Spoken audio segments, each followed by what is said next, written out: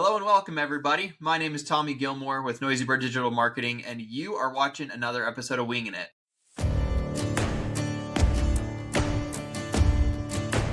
If this is your first time here, every week I talk with a different business owner. I'm super excited. We've got Dillan Store here from All Pro. He's going to be talking about knowing your numbers. What do you have to put in place to really dig into the numbers in your business? Dillan is a pro at this. He's been doing business for a long time. I'm really excited. Dillan, thanks for joining me today, man. Yeah, thanks for having me on. We're excited. So tell people just a little bit about your background. I know that you started essentially a handyman business while you were still in college, right? Yeah, that's right. So, I've been in construction pretty much since my junior year of high school. Started out as an electrician and went to plumbing and went to dirt works and so forth. And so when I was in business school at SUU, I'm not very good at school. And so I was like, man, I need something to help me focus. And my major was business management. So, well, what better way to be able to apply my knowledge and what I'm learning at school than to manage my own business. And so I started my own business my junior year of college. It was just a handyman business that kind of helped me work in between classes and let me have a flexible schedule. And then I realized that nothing they teach you in business management school is how to manage a small business. That's for sure. Yeah. I have found the same thing. I had one business class while I was in college that I took, and I think I learned more in 2 weeks of owning a business than I did that whole semester. Yeah, but it's been a good run. My initial plan was to run that handyman business through school and then, hire on with a company. Ultimately, I wanted to be a business consultant. That was kind of like my dream job, but I didn't have business experience. So to be a consultant without having ran your own business, I feel like is, kind of like the teacher that's never performed. They just teach. And so I didn't want to be that person either. And yeah, one thing after the next, here we are. We still do handyman stuff, but we're a full service design, build, remodel company. And then we have a fully operational Dirtworks division as well that's evolved over the last, 10, 11 years that we've been in business. Most of our involvement has happened over the last 4 years where we've grown from we had a mile marker of 1 million and then 2 million. And then this year we're on track for 4 million between the couple of divisions that we have. And so we've learned from the school of hard knocks, even though we went to the school of SUU, but it's been good. And to current, we wouldn't have it any other way. That's awesome. And by the way, congrats on the growth. I know that we've known each other pretty well, at least the last 2.5 years. And it really has been cool to see you go from, all right, we're hiring, just a couple employees to, hey, we're taking anybody with a warm body that we can because we just need help. It's pretty cool to see the growth that you guys have had and to see all that. That's awesome. But like you said, it comes with hard knocks. It comes with those lessons you have to learn. What's it taken to go from, hey, we hit our first million to now just a few years later, we're on track for 4? What's been the biggest hurdle that you had to overcome to get? I think the biggest hurdle, and you see this across any business, small businesses, accepting the fact that if we're not going to continue to grow and improve and adapt, that we're just going to stay how we are. A really good example here in our local town, I've got a family member that's in the cabinet business, and I look at his cabinet shop versus other cabinet shops in the area, and it's like, well, what was the difference? And really the difference when it comes down to it is there's always a little bit of luck involved, I feel like. But then it's also, what's your willingness to work and work hard and just do whatever it takes to solve the problem.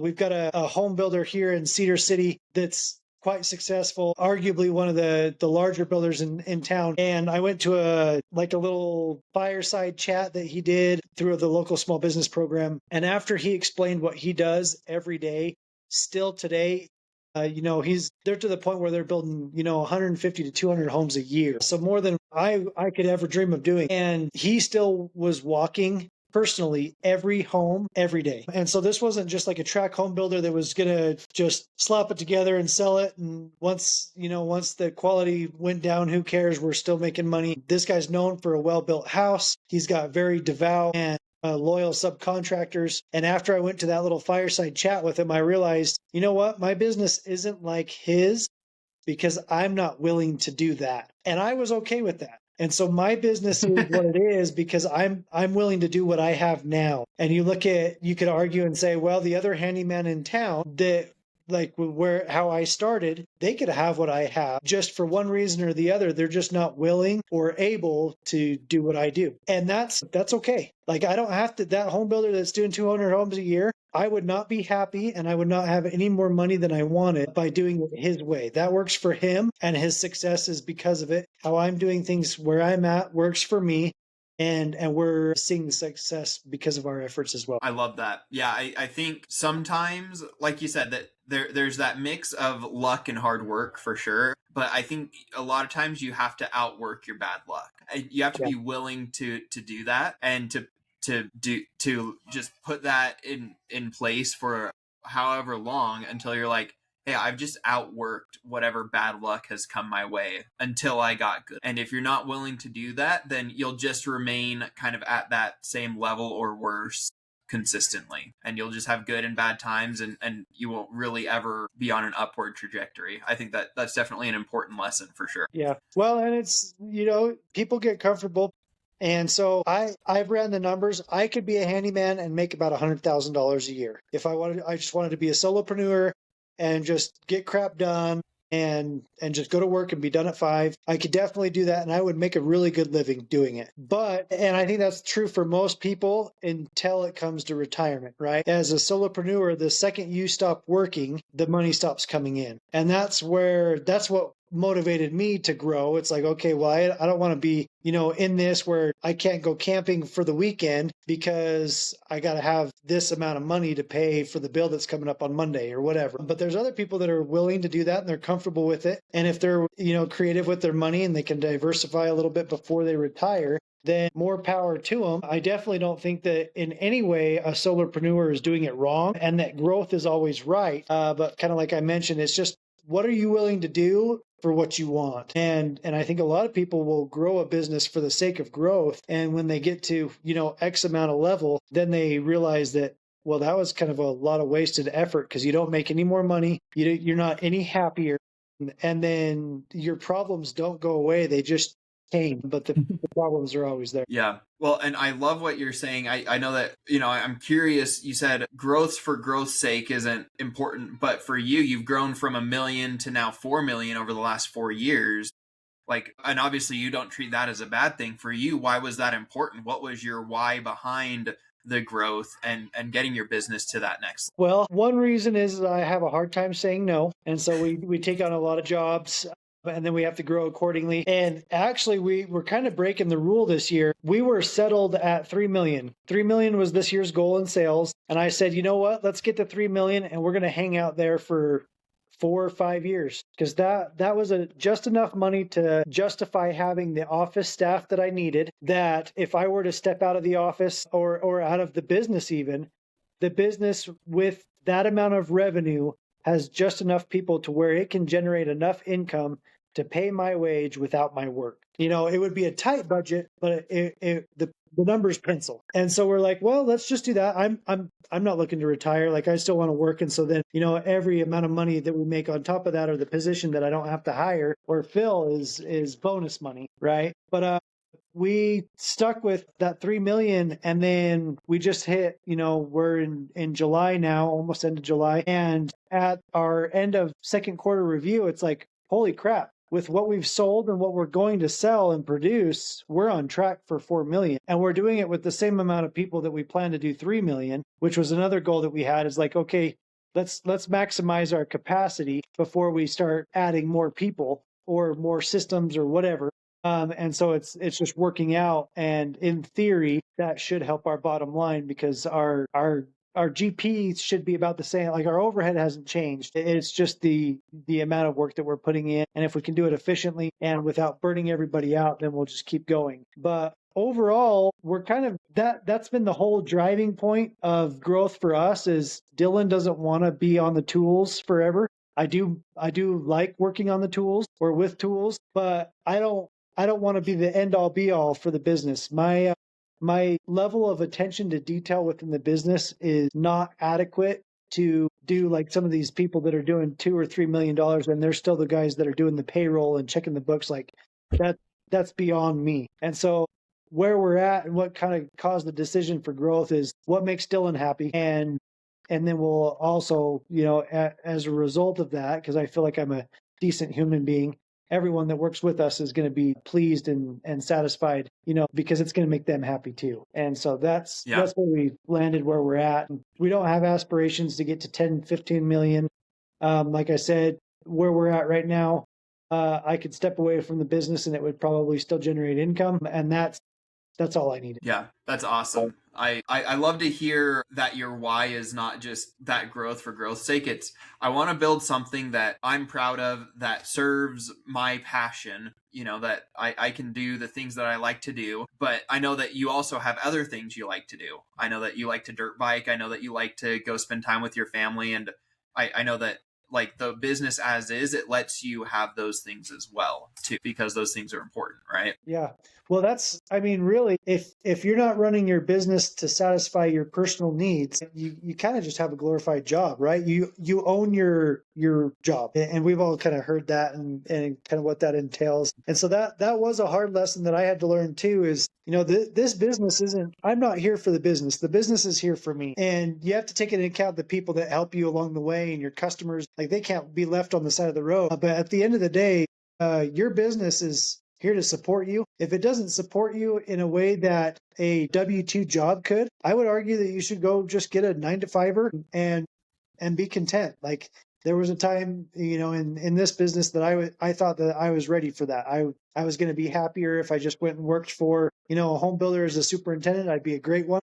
But then after looking at all of the positives that could come out of running my business successfully, I decided to stick it out, and here we are. Yeah. Well, and like you said, it doesn't happen overnight. There's going to come iterations. There's going to come times where you're like, man, I should probably just quit and get a job. What does it take to get to the level? Because I know that for you, one of the biggest things is knowing those numbers, knowing what it took to say, okay, I can, like you said, pencil in all the numbers and say, okay, at $3 million, my business can support me without needing me every single day to come in and drive the work all the time. So Yeah. how did you arrive at that? And how did you get to know your numbers in such a way that $3 million became that number? Well, I got to it through the school hard knocks way. We've operated, as you know, in 2024, we operated at a pretty significant net loss just because we thought that let's go to work. That number looks right. Let's get her done. And since then, we've learned and we've adapted. Now we look at our numbers totally differently. I definitely wouldn't consider myself the expert by any means, but we do know, what our gross profit margin needs to be on every job so that we have enough to cover our overhead, and we've kind of reverse engineered it. But to answer your question, the biggest thing I think to figure that out is you've got to start from the beginning. We've all heard it. You set up your annual budgets or you do a job budget or whatever, and a lot of us do that, but then it just goes away, and we just live life in the business by whatever jobs we sell, whatever materials we buy, and whatever profit we make. But if you really break it down and live by a budget, it changes everything. And so in my industry, where we do high-end remodels, custom dirt work, and then handyman type repairs. And so what really sparked the change and like the aha moment for us is we stopped saying basement lumber package. It should cost about $2,000 because the last one cost about $2,000 and the one before that cost about $2,000. And that works. And I frankly, that's how most people in construction, if I had to guess, do their numbers. And when we changed from doing it that way and saying, okay, we're going to use 1.4 studs per 1 foot of linear foot of wall. And so now we'll go in and we do a detailed takeoff of the basement plans. And if there's 100 linear feet of wall that we have to frame, we know that we're going to buy 140 studs. And then we plug that in, we get our market rate, from that day or that month or whatever, depending on the material. And so now we know that our material package is $1,824 instead of just rounding to $2,000. And that's what made the big difference, because then you can accurately run your numbers on those line items. And so now when we go to the store, my guys are looking at, hey, we've only got $1,800 to buy this material package. And I know that Dillan ran and is going to check those numbers. And so if we go over by any amount of money, everyone knows. The producers know, the project manager knows, and Dillan knows. And so then we have to go in and look and see, okay, what's wrong? Because if that number's off, our GP goes down because it's going to affect our margins because we're a fixed price contractor. And then it kind of snowballs from there. And so that's kind of like the long answer to your question is how or why or what is you've got to start with detailed numbers. You can't try to put together detailed numbers at the end, at least for me. And so then you can reference. And so instead of saying your budget is, we kind of did that this year is like, okay, $3 million is our budget. Okay, well, how much of that is cost of goods sold? How much of that is going to be net profit? And that's what most people's budgets are. But did you plug in your telephone expense for every month to figure that out and know exactly all of the details? And then are you throwing a fit when it doesn't match? If your bill goes up or whatever and it changes your budget number, then you know, okay, hey, we just had a cost, an expense went up from plan, which that's going to affect our net profit if we don't change our gross profit, right? And so in that same month that your expenses go up, in theory, you could raise your margin to account for that to still achieve the same net profit, that you planned at the beginning of the year on that 3 million, in total sales. But it's a work of art. It takes a lot of practice and it's time consuming. Like you can't just do this overnight, but if you do a little bit at a time, it well pays off in the end to know your numbers and be able to pull the right levers to get them adjusted. I love that. Yeah. And especially what you said at the end, I think that that's a perfect highlight point to it, right? Like if you don't know why your numbers are the way they are, like you said, it could be Verizon increased my phone bill by $80 a month or whatever. And so like now my net margins are down. Okay, what are some levers I can pull? I can charge people a little bit more money. Where can I do that? Because otherwise I'm just going to pay Verizon more and I make less. And so do I want to do that as a business owner? Maybe I'm okay eating that little amount. But, if it's not $80, if it's like you said, a cost of a good that you sell and you sell that good consistently, if you're missing out on 2, 3, 4% margins now because that cost of the good went up by that much, then if you're not tracking your numbers, if you don't know those things, then all of a sudden you can be out a significant percentage of your business. And so for you, I know that one thing that you've done that you've advocated for is raising your prices in your business. Can you talk about like, why is it important that you charge what you're worth or maybe even a little bit more? Well, and that kind of goes back to knowing your numbers as well. Is I wouldn't say necessarily like to say people just need to raise their prices is the right way to do it, although that's more universally true than not. I think it's more so you should know what it costs to do your business. And so like, for example, when I started out as a handyman, I kind of looked at the numbers a little bit and said, okay, I'm a plumber making $10 an hour right now. If I go out on my own and I need to make X amount to cover my bills or whatever, I should charge more than that, but how much more? And so honestly, I started looking around and I found that the going rate at the time was about $40 an hour for a handyman. And so I did my rate at $37 an hour because I didn't want to be, the same as everybody else. And I was just a college student working out of the back of my SUV for a little while, and then I got a little trailer and so on. But that was wrong because when it comes down to it, if it cost me $40 an hour to operate my business, then just even going off of other people's prices, a lot of other people do business wrong as well. And so that's why now we're so comfortable with where we're at with our number that even when people ask for like discounts, like, hey, can I pay cash discount? Or, hey, can we do this? Or, hey, sharpen your pencil. We want these numbers to be really tight. And it's like, hey, my friends and family discount is the same for every person I know. And it's my price because for any amount less than what I'm telling you I need to charge, it's not worth it for me to do it because I know for every dollar that I take off, that's not a dollar that comes off of my revenue. I'm not going to 3,999,000 or whatever. I'm going to one whole dollar less on my net profit. And so kind of back to your same example there on a big expense. And I think this is where some people get mixed up too, is changes or unanticipated costs. Those aren't coming off the top line and they're not coming off the middle line. They're coming off the bottom. And so if you're a small business doing $1 million a year, if you're a construction company and one of your service trucks goes out, there's $50,000 right there. That's 50% of your net margin or net profit is gone.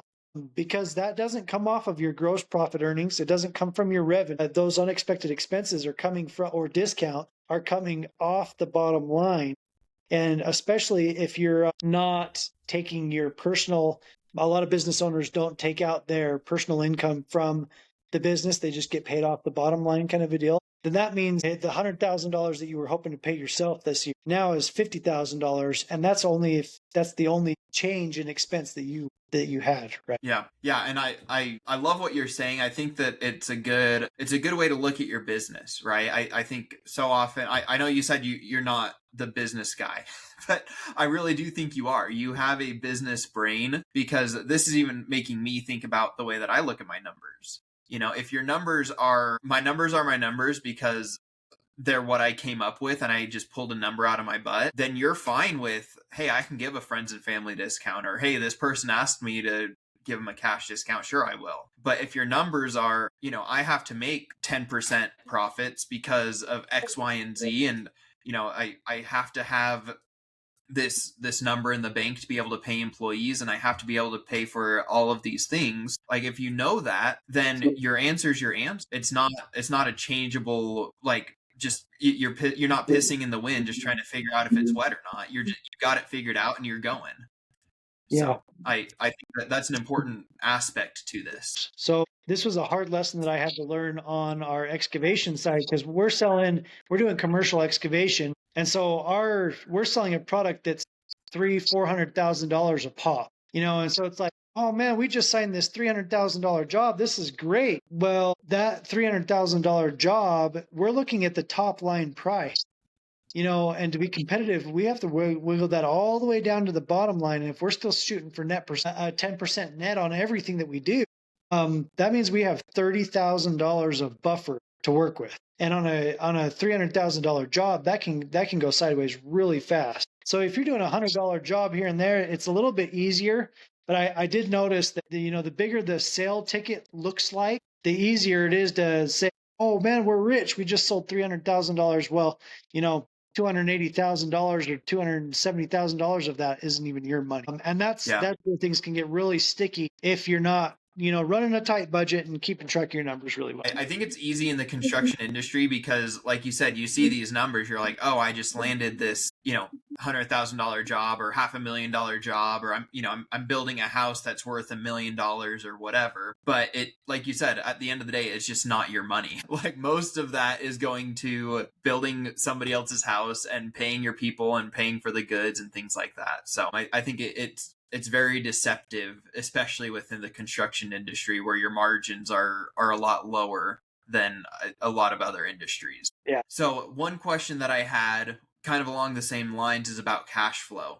Obviously you can know your numbers, you can get them down, but at the end of the day, if you're, net 30 or even net 60 on some jobs, then that starts to affect your cash flow in certain ways. So how does knowing your numbers or how does cash flow kind of play into knowing your numbers, and how is that affected? What have you learned about managing that as far as knowing where your numbers are? Yeah. So if you get good at your numbers and like the detail of it, the biggest thing for cash flow is going from a cash basis accounting practice to an accrual basis accounting practice. And what that allows for is when I get a check for $100,000 on a deposit on a job, when I plug that in, it doesn't show $100,000 of revenue to the top line.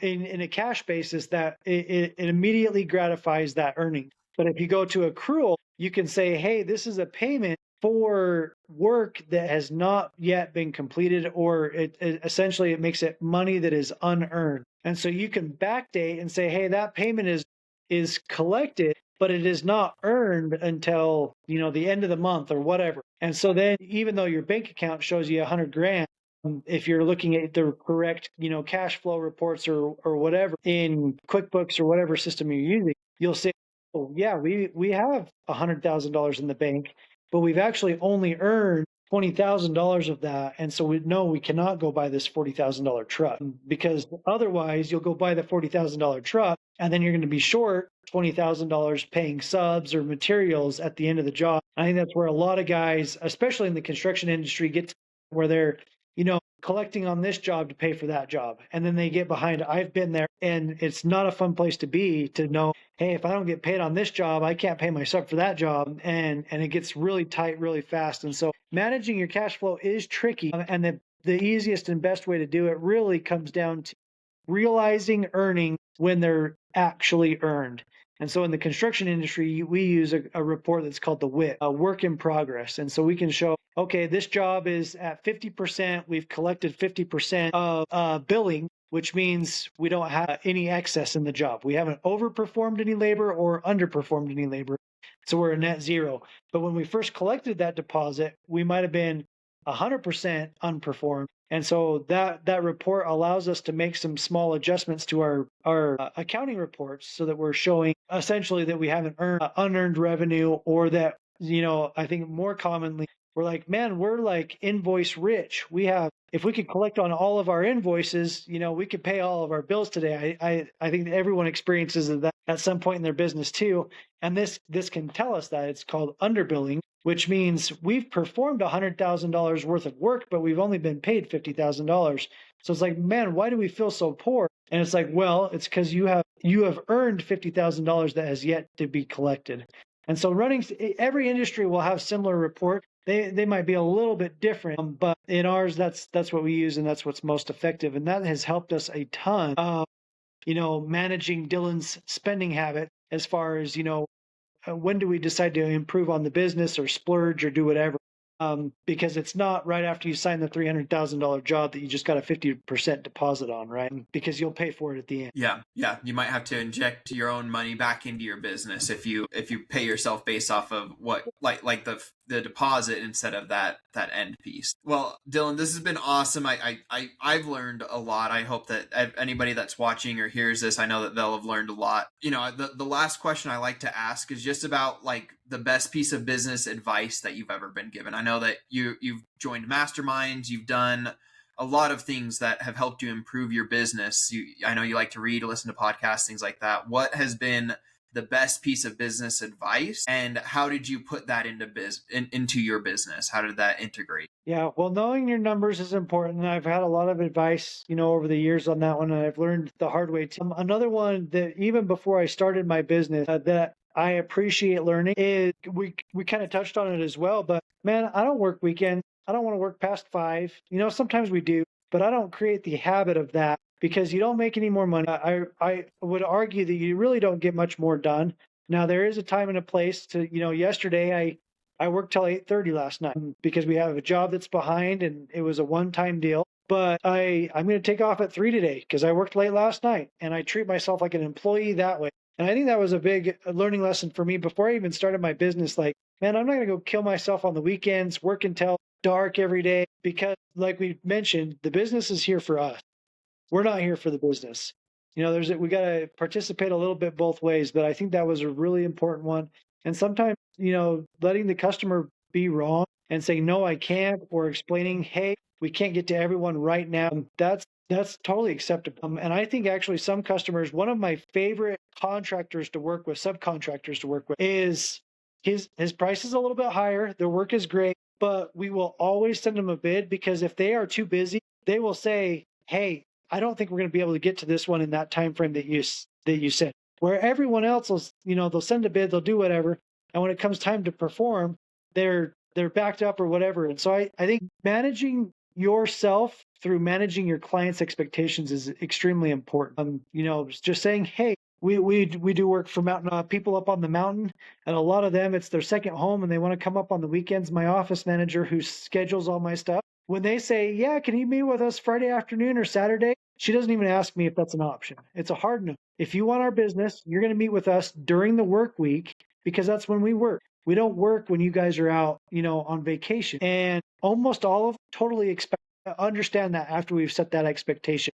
They'll say, oh, you know what? Actually, we can take Friday off. We'll come up Thursday. We can meet with you Friday morning or whatever. Where most other contractors, I see it all the time. Somebody will post up there, hey, we're coming up for the weekend. We want people to look at our jobs. And there'll be 15 guys that are going to go drive up there to look at a job on a Saturday.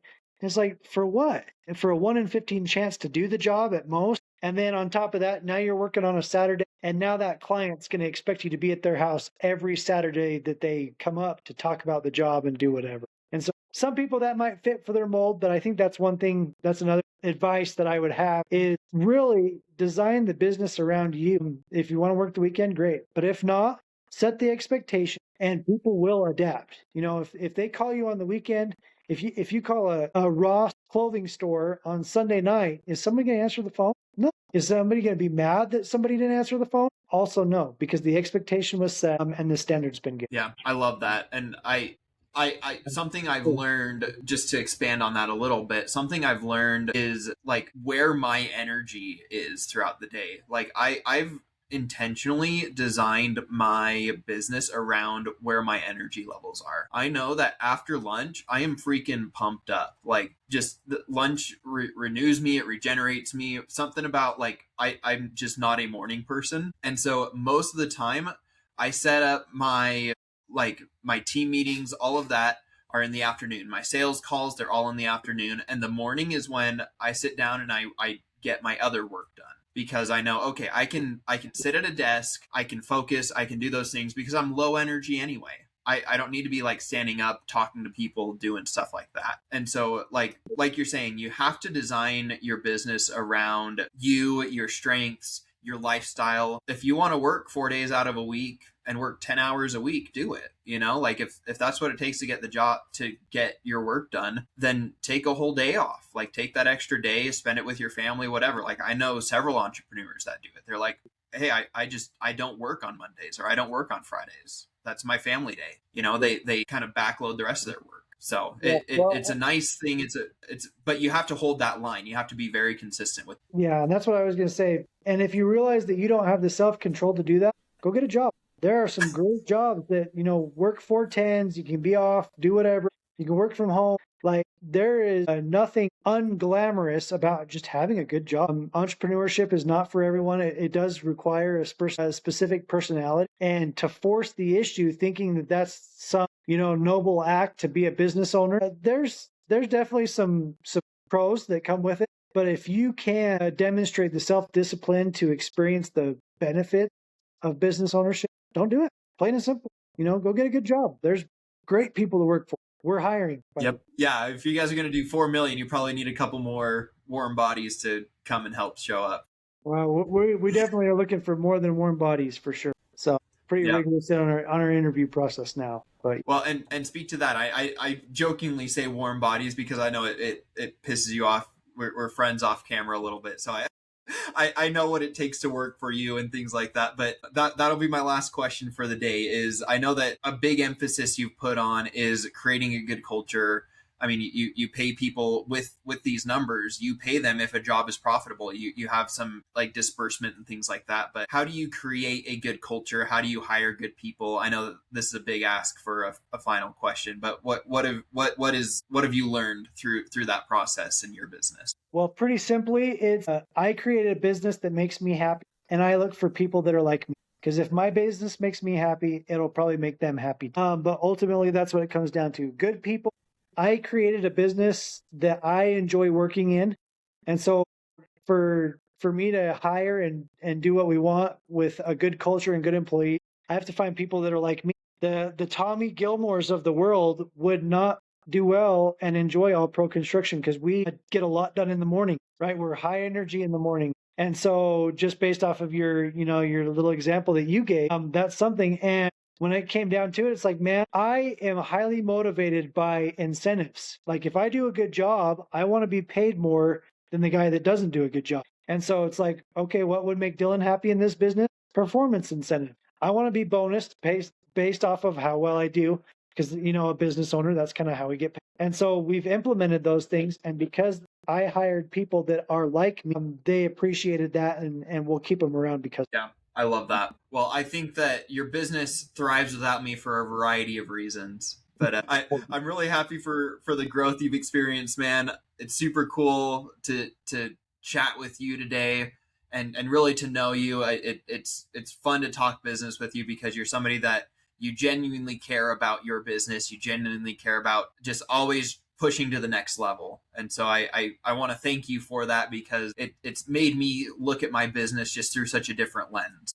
And so I appreciate all that you do as a business owner to push not only your own business but other businesses around you, because it does make a difference. If our businesses are thriving, I think that our not that our lives get easier, but it becomes easier to have the life that we want because we're building the business that serves us as a business owner. Well, I appreciate it. We're happy to be on. Likewise, thanks for participating in business groups with us, everything else, and for doing cool stuff like this podcast where we can share some of our experience. Yep. Well, I'm glad I had you, man. Appreciate it.